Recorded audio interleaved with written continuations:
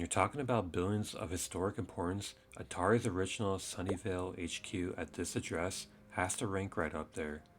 This address location is probably one of the most important locations in video game history. This historic building is where all the big ideas and historic achievements happen.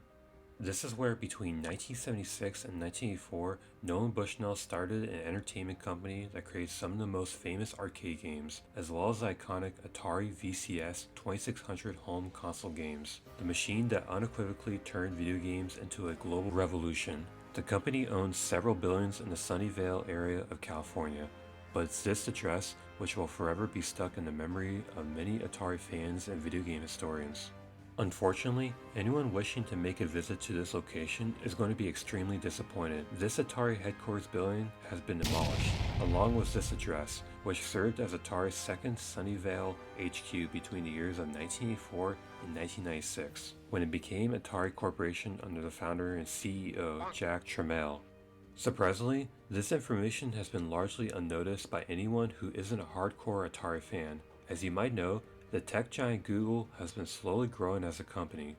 When the company grows, they need to start expanding.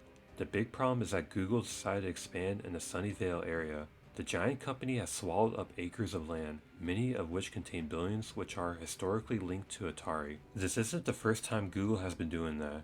When the company SGI started to decline, Google wanted to get their hands on those buildings. The same thing happened with Adobe. Now this time, it's Atari. It all began back in 2013 with the construction of the 55-acre Moffett Place Tech Campus on land south of Atari's original HQ. The building of this campus erased from history the structures in which Atari's consumer engineering, consumer subassembly, consumer final assembly, coin-op printed circuit, and 400-800 pinball manufacturing buildings were once based. Moffett Place was duly leased to Google, which also took out leases on several other buildings in the area in 2019.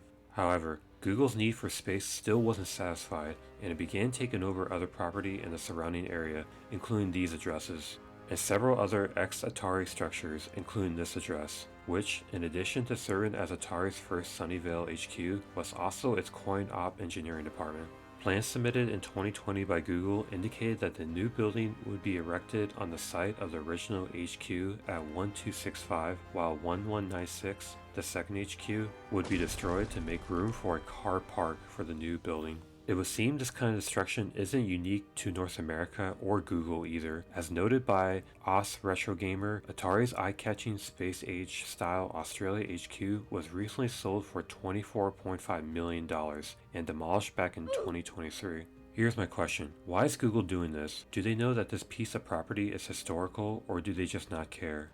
Also, a lot of tech jobs are becoming more remote. Is it even necessary to have that many office buildings if a lot of people are working from home now? Anyways, all this is incredibly messed up, as physical locations like these have strong links with the history of an entire entertainment agency, but when you consider that Google paid $24 million for this property and $25 million for this, it's hard to conceive a situation where such buildings can be preserved when Atari was only one part of their history and they sit on land which is very attractive for developers.